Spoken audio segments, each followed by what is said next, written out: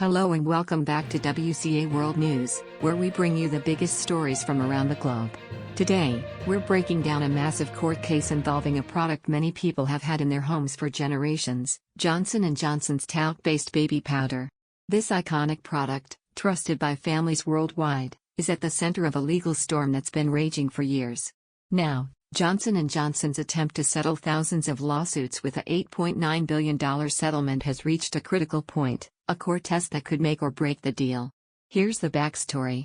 Johnson & Johnson, a company well known for its household and healthcare products, has faced over 60,000 lawsuits from people claiming that its baby powder caused cancer. The plaintiffs argue that the talc in the powder was contaminated with asbestos, a mineral linked to cancer, including deadly diseases like mesothelioma.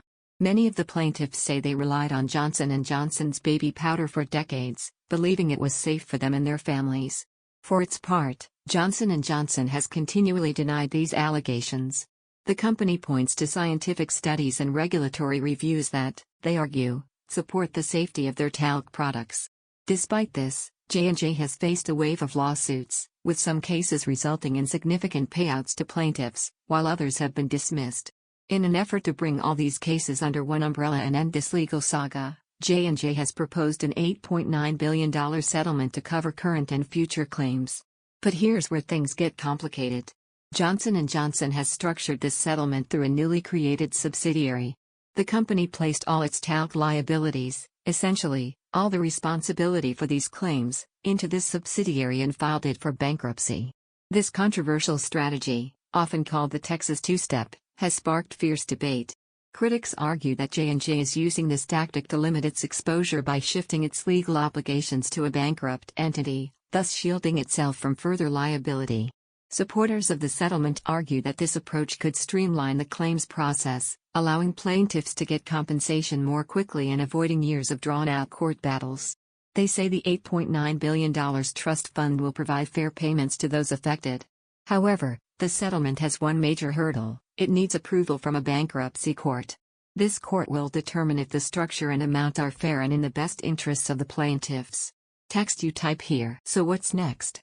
If the court approves the settlement, it could be a watershed moment, setting a major precedent for mass tort cases and how companies handle widespread liabilities. It may also influence other corporations facing large-scale health claims to consider similar settlement models.